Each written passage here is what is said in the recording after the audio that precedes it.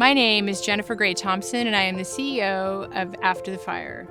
Welcome to the podcast, How to Disaster: Recover, Rebuild, and Reimagine. In this podcast, we bring you the very best practices, best hearts, and great ideas from other disaster-affected communities.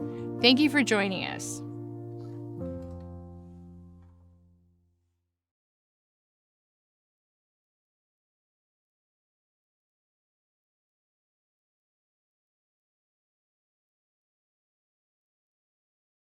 Welcome to the How to Disaster podcast, where we talk about how to recover, rebuild, and reimagine. My name is Jennifer Gray Thompson, and I'm the CEO and co-founder of After the Fire.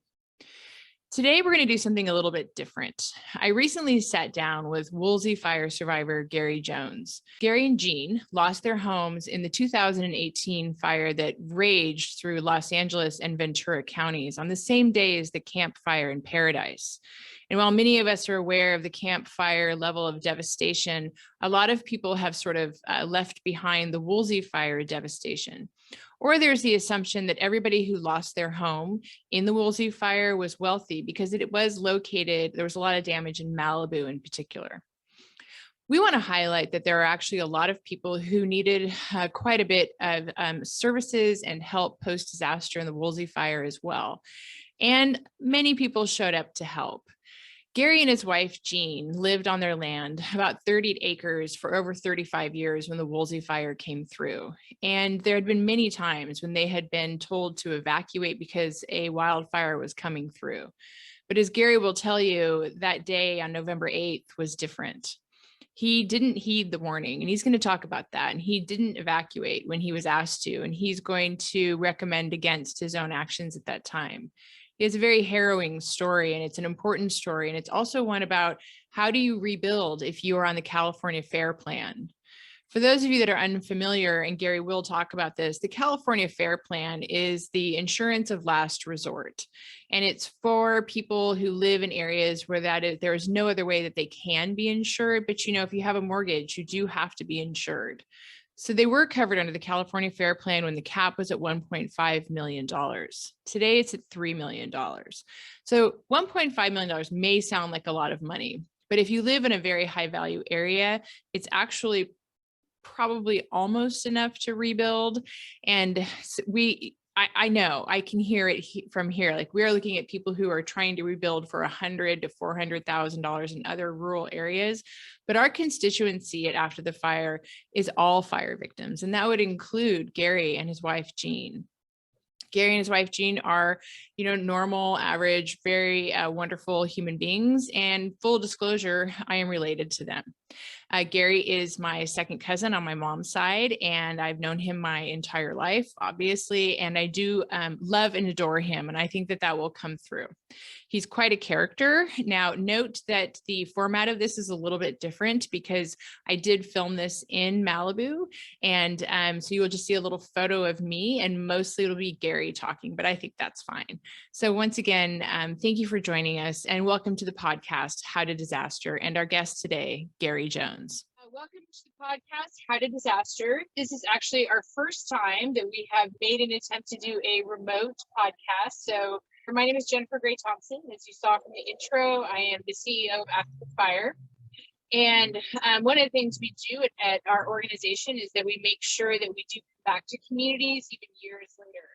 Normally what happens is people show up after a disaster. Most of the money comes in 6 to 8 weeks. And then a lot of the attention disappears right as the recovery begins about 1 year post-disaster. Disaster really takes between, if you're fortunate, 7 years, 5 to 7 years for an entire place to rebuild. But often you can see places that are not rebuilt 10, 20, and 30 years later. It's largely dependent upon land value. And we're always trying to puzzle out what are the levers for how you recover. And in this case, we are looking at the Woolsey Fire. The Woolsey Fire happened on November 8th, 2018, the same day that the Camp Fire broke out. It took place here in the area of Malibu Canyon and Agora Hills, and of course all the way to the ocean in Malibu. And I'm sitting here with Gary Jones, who lost his home.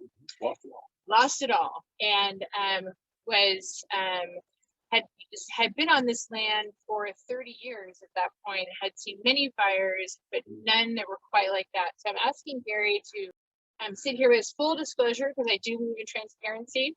Gary is my family, and he is my second cousin, my mom's cousin, but I claim him as my own too. And we have a very large, wonderful, extended family, right? Wonderful family. And we were devastated to learn about the loss of his home. We were so relieved that he did survive the incident, which almost didn't happen. And I've come back here to Agora Hills, Mulholland Drive today to actually spend the day with Gary. Across the street from me is a mobile home park called Seminole Springs. I have some video from that. About 110 units. 110 units were lost right across the street of what we call naturally occurring. Everybody calls it, it's not mine. Naturally occurring affordable housing. All mobile home parks are naturally occurring affordable housing, and they've actually really come back beautifully. You can probably hear the chainsaws. They're still working on it, but I was very impressed and heartened today to see the difference. But we're going to actually switch back now to Gary's story. We will provide some photos and videos and links so you can see his land. So first of all, welcome to the podcast, Gary. Glad to be here. Thank you. So I would love it if you would introduce yourself and talk to us about, when did you move to your land? How many fires had you seen before? And then tell us your fire story. I've been up on the hill about 35 years. And every year we have every year. And it has burned to the left of me and to the right of me. And I was in really the last few. Only one had not burned. So since 1978. So every year, around October time, is when the Santa Anas pick up, and it's always a concern. I remember a few years ago, I went to Washington, D.C., and I went to Mount Vernon, George Washington's home. And while I was there, I bought a leather fire bucket, just like George Washington had, and had his name on it. And I went back to the room, and here I am in my hotel looking at my brand new bucket. And I look at the TV, and Malibu was on fire. And I'm thinking I'm 3,000 miles away and I got the wrong equipment. This bucket ain't gonna help me. But so every year it was a concern.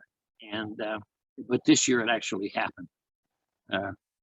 On that morning, I had heard about the fire the day before. They said it had started. And but I had missed all those other fires, and I thought this was going to be one kind of like that. It's going to go around me. So about 7 in the morning, I went up to the top of the mountain, and I could see the fire in the distance. It was several miles away. I'm going to say 10 miles away. And I didn't smell any smoke, so I thought we're in good shape. My neighbor was there, and I said, I don't think we got a problem. I think it's going to go by us. And then all of a sudden, I began to smell smoke. And what had happened was the wind shifted. And all of a sudden, it's coming at me. So by the time I got down the mountain, the fire was already on my property. So But what was the time differential for that? From 7 in the morning to about 7:45. I was up at the top. It takes about 10 minutes to get back down. So about 7:45, I got down to the house, and the fire was already on my property. I had a housekeeper staying overnight, and so I told her we have to go now. And we grabbed, I had Abby, my small Jack Russell, with me. I couldn't get my other dogs in the car. I tried to get them in the car, and they wouldn't. They panicked. So I told her, make sure you get Charlie, my little West Island Terrier. And as we're leaving, there was a blowtorch on my garage. It looked like it was about 200 people, and just like a blowtorch, like a fire tornado type, yeah, like thing? A tornado coming up through the canyon and over the top. And I got up to the my gate, which is about 1,000 feet from the house. And the gate was on fire and it was burning. So I backed down to a spot on the road where I had a 17-foot angel and a cross. So I backed down to where the cross was, gave me the most protection. And I sat there and let the fire go by. Fortunately, I had a pair of goggles in the car. I grabbed them when I was going out of the place. And I had those because if I hadn't had that, I'd have been in real trouble. Sparks everywhere. So my neighbor saw me there. I called my wife. She was in Texas. And I told her goodbye. And I said, I got a real problem here. I need you to pray for me. And then I hung up the phone and my neighbor saw me. And she said, Garrett, get out of there. Ram the gate with your car. And I couldn't because it would have jammed the gate against the road. And so she suggested I call 911. And I thought, yeah, good idea. I'll get the fire department to push the gate from the outside. 911 showed up 6 days later. And I think the point is, in a fire like this, you can't count on anybody. You're on your own. And when the man says, get your hat, you ought to get your hat. And it's really funny. I've talked to several people since the fire about what they took, what you grab, what's important. And I'm here to tell you, they took some of the silliest things. Things you wouldn't, you think they'd think it through in advance, but nobody does. So anyways, I got out of there. Eventually, I had a jacket, and the fire died down on the gate, so I got a jacket out, and I used the manual override, was able to get the gate open. So I took off, but unfortunately, because of the fire, all the boulders that were being held up by the brush burned away. Now the boulders are on the road. So I've got this road full of rocks, big rocks. And your road is really long. So your driveway is a mile long. Yep. So I went over these rocks for a mile. I don't know what the underneath side of the car looked like, but I totaled the car that day. It was so hot at the gate that it melted the mirrors on the car, both mirrors. And I got down to Canaan, and the fire caught me again. And this time it was just black. I mean, I could not see beyond my windshield wipers. So I stopped the car. And about that time, I got hit by a truck, ran into me. And, God. Was it somebody panicking and trying to? This guy saw the same thing I did, only he wanted to get through it. So he gave it gas instead of stopping. Oh. I stopped because I didn't want to hit nobody. So the smoke cleared. And he just took off. And so I thought, well, that's rude. Yeah. So anyways, he ended up with a total radio. So he went up the road about a half a mile, and he had to pull over because his car was boiling over. And I got out of the car and approached him. I gave him a big hug. It was my neighbor. He was just trying to get away. Yeah. So anyways, I then turned around and went back to my house. I dropped her off at the freeway, and she didn't have time to get her purse. So I gave her $20 for bus fare, and I made it up to her the next day, of course. But then I came back around to Malibu Lake. And I got to a bridge that was on fire, and they had dropped 2 feet, and the fire was coming up on both sides and up through the middle. And what had happened was there was a gas line that ran right underneath the bridge, and they had a bunch of debris that piled up under the bridge, and it lit the gas line. So the gas line was on fire, and that's what was burning it. Anyways, I hit the bridge as fast as I could. On one side, it dropped off square, but on the other side, I had a ramp, so I was able to go up the ramp. And started to go back to the house, and I noticed a bunch of smoke coming from behind the rock store. It's a real thickly wooded area, and there were 3 homes there, 4 homes. And so I went back there, and this one house was completely gone. It was on fire. And I grabbed the hose, and I'm trying to put out the fire on it. The other house had some wood stacked against it, and it just got too hot. And so as I left, I got the truck and happened to get down the Mulholland. I caught a fire truck, and I told the guy, I said, you could save a house if you'll just go up this driveway 100 feet. And he did. And put the fire out, and that saved the rock store. Thank you for listening to our chat with Woolsey Fire survivor Gary Jones. We'll be right back with this episode after a word from our sponsor. This podcast is sponsored by Fire Safe Signs. In a disaster, seconds matter. Fire Safe Signs give first responders critical information like, can a fire truck make it down the driveway? What water sources are available? Fire Safe Signs help property owners provide crucial information to first responders, and they're made in the USA. Getting this information in seconds helps save lives. Together, we make our community safe. Visit us today at firesafesigns.com.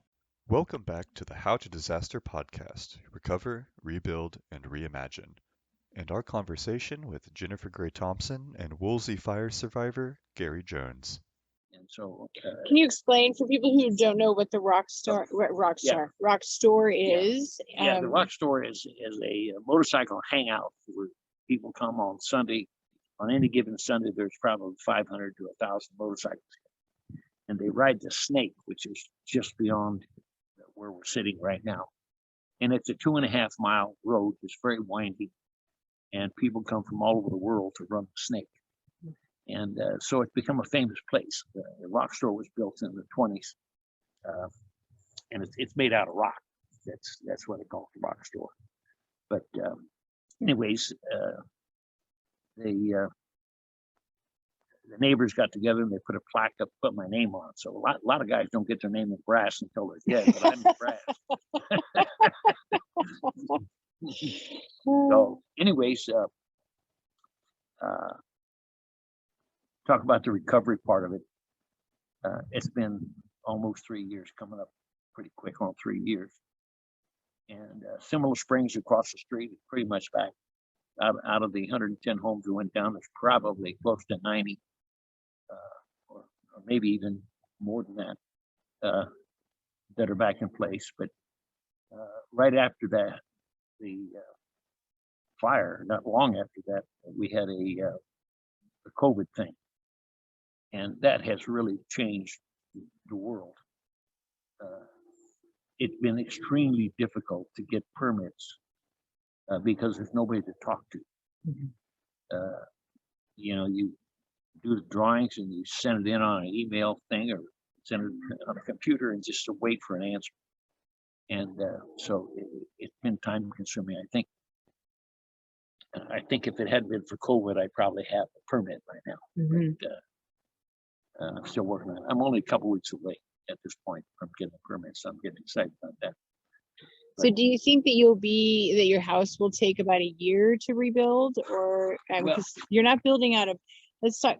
Well, first, let's go back and say that you were covered under what's called the FAIR plan in California. FAIR plan. Yeah. And can you talk to us about why, like how long had you been covered under it, why you were covered under it, what the limitations were? Well, the California FAIR plan is it's like a subsidized insurance policy, because people have loans, and the requirement for loans are you have to have insurance. And so California FAIR plan is basically an insurance company, and they assign points based on the risk. So 1 year after one of the fires, my insurance on California FAIR plan went from $2,000 a year to $14,000 a year in 1 year. So I said, whoa, what happened here? And they assigned risk, and they said, if you'll cut your brush back 500 feet, we'll cut the price back. I had it cut back 200 feet, which was a fire department requirement. But I took it back another 300 feet. Even with a 500 feet clearance around my house, it still burned down. You know, I could have had a concrete house, it still wouldn't burn.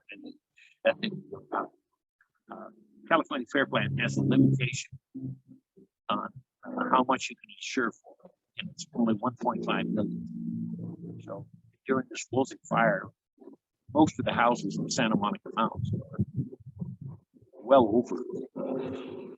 In fact, I don't think there is anything for sale at 1.5 million. So, well, except for across the streets, yeah, the naturally occurring affordable housing, Yeah. you're looking at $500,000 for those homes, right? Yeah, these homes are only $500,000, and that's for a brand new house. Mhm.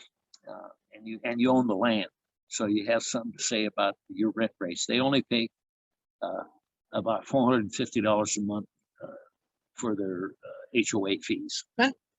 And they own the land, they own their house, and they pay $450 a month. So it's very affordable for people on fixed incomes. Well, and to be clear, it's not that usual to find a mobile home park that is in a co-op model. They're often discouraged, especially in the state of California, because they're for a variety of reasons. Doesn't matter here. The reason why they were probably able to rebuild is because they had a co-op model, because wildfire destroys the structure underneath. And so that's very expensive. And in other states, it's more profitable to own a mobile home park, but in our state, it's definitely not profitable. And so there's a cost benefit analysis. And usually if a mobile home park burns down in one of these fires, like, it's done and it's gone. Yeah. And they usually don't go back. No. It's an economic thing based on the value of the land. Yeah. In the case of Cinnamon Springs, they took the opportunity to completely redo the infrastructure. So they've got all new lines, all new water lines, all new streets, and it'll be a first-class neighborhood. It looks fantastic. The I'm only so thing that's delighted. missing right now is there are no trees. Yeah. All the trees burned down. So in 5 years or so, the vegetation will grow back up, and it'll really look nice. Right now, it looks a little sparse just because there's not a lot of vegetation. But anyway. So in your case, you had so you've lived on that land about 35 years. Yeah. And I will show pictures, but it was like your house is sort of built on a ridge. Yeah, right on the top of a ridge. Mm-hmm. And of course, the fire goes up the ridge really fast. Loves a ridge, loves a climb. Nobody loves a climb except for fire, right? Yeah. Fire never has enough. No. It has an insatiable appetite. And so far, the only thing that's ever stopped the fire, the fire department will tell you that they've never ever stopped a fire. The only thing that stops it's the ocean. It just runs out of fuel. Runs out of fuel. If the Santa Anas are blowing, they know they can't stop it. And fire behavior is so different in the past few years. And even with this current fire season, we're right in the middle of the fire season in 2021. Dixie Fire has been going for about, I would say, 7 weeks. And then we have the Caldor Fire that's threatening Tahoe. And the Cal Fire Chief got on, in front of cameras the other day, and he said, with as much unprecedented fire behaviors as we've seen, we've still never seen this, what we're currently experiencing. So it's very perilous. You also had, when you bought your home, and we talked about this earlier today, there was no electricity. That was really in a remote place. I had a log cabin on 40 acres and had no power, no phone, and a 4-wheel drive boat. Yeah. Yes, you did. But would still host all the family reunions, and then we would camp all around. Yeah, well, it's so kind of fun. Everybody wonderful. shows up. I got a huge family. My grandmother was one of 13, had 13 children. And of course, that number gets multiplied, and that's why we have such a large family. Yeah. And so when they come up the house, I stay 2 or 3 days, and I roast a pig, And it's a big potluck. And everybody wonderful. has a good time. Everybody has a good time. And I don't have to entertain anybody because everybody knows everybody. Yeah, that's, you don't have to, yeah. Sometimes you might have to introduce them though, because there's so many of us that it's hard to track it. So when you moved there was the log cabin, and there's a lot of chaparral around you. And so just, not all, there isn't like one type of vegetation that fire loves. Fireweed. Right. It's called fireweed, and it takes a fire for it to propagate. It's like a redwood.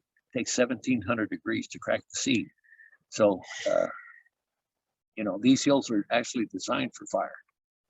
All of California is designed for fire, but even so like when I was in Santa Cruz last week, as some of you probably saw on our social media, I was in a redwood grove, and that's a different type of need for a different type of fire. But so I just wanted to be so you lived in this natural environment, and you lived in this log cabin for 35 years at that point, had been through many fires, but this fire moved faster and hotter than anything. In the house one. Yeah. And the worst one. It caused the most damage of all the other fires. It was the biggest one we've ever had. And Edison took liability for the damage, but they wouldn't take responsibility. So there's a difference there. What's the difference? Well, liability means they will pay for things, but they weren't responsible because of the wind. Right. So they were like partially responsible. They started it, but the wind is what carried it. So Edison has come into to this area. Sorry, Edison is the power company, for those of you that have a different, power company. And they come into the area, and they don't allow double dipping. In other words, they're not going to pay you twice for something. So your insurance pays you for the loss of the inside of your house. Edison won't pay you for the same loss, but they do pay for things that you didn't have insured. Like I had a 27-foot boat I didn't have insurance on. It was just sitting there. And so I got paid for that. They paid for trees, brush, shrubbery. I filled out a list. You have to talk about what you lost. And I came up with about 500 items.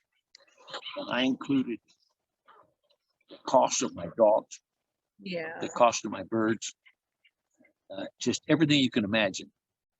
Because you had an aviary. I had lost 200 birds and 3 dogs and a cat.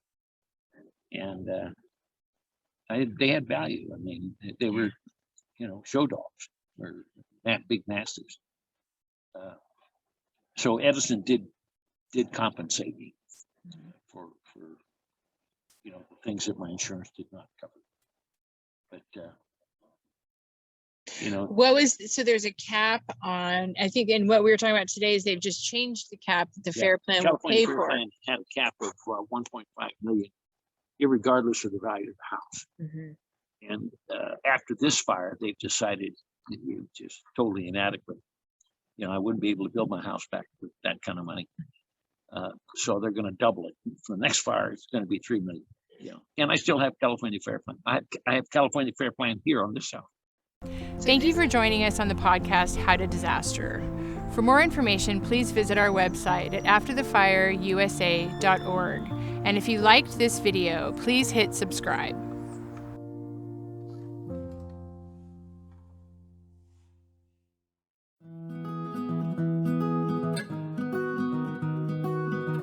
Fannie Mae, the largest provider of mortgage finance in the U.S., owns 1 out of every 4 loans in the country. You can find out if Fannie Mae owns your mortgage at knowyouroptions.com by using our loan lookup tool. This last year has been quite difficult, and making your mortgage payments could be too.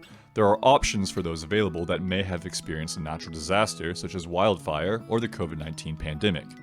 One of the options available is a forbearance plan, where homeowners are given a period of reduced or suspended payments to manage temporary hardship of financial standing. For this caused by natural disaster or COVID-19 pandemic, you could be eligible for a 6-month extension with a possibility of another 6 months after that. During the forbearance plan, the homeowner is not charged late fees. If you received additional living expense assistance after your disaster, and those funds have run out, you still may be eligible to apply for a forbearance plan. When your forbearance plan ends, your lending or servicer will contact you to see if you need assistance or are ready to resume making your normal scheduled mortgage payments. If you don't hear from them, you should proactively reach out. If you are unable to repay the balance in its entirety, you may arrange a repayment plan, or if eligible, qualify for other programs such as a payment deferral or flex modification. A payment deferral allows you to bring your mortgage current. This option keeps your monthly mortgage payment the same as it was before your hardship, and the total deferred amount will be due on the last scheduled payment of the loan. Should you sell or refinance, the deferred balance is included in the remaining amount due. Flex modification is Fannie Mae's standard modification. Provides 20% principal and interest payment reduction on your mortgage. Once the modification is complete, the loan's term is extended to 40 years. Depending on the circumstances, the modification may result in a reduction of interest rate and/or principal forbearance. What is a principal forbearance, by the way? And that's when a portion of the unpaid principal balance, basically the remaining loan amount, is put into an interest-free balance secured by the loan as part of the flex modification. It can be modified by the maturity date or with an early payoff. More information is available at knowyouroptions.com. When ready to request mortgage assistance, reach out to your mortgage company. This is the company you send your payments to each month, and you'll find that phone number on your mortgage statement. Additional relief assistance is available through our disaster response network. Here, impacted homeowners can work with HUD-approved housing counselors to get help requesting financial relief through FEMA, insurance claims, and more. Homeowners can visit knowyouroptions.com/relief for more information or call 877-833-1746. Once again, 877-833-1746 or knowyouroptions.com.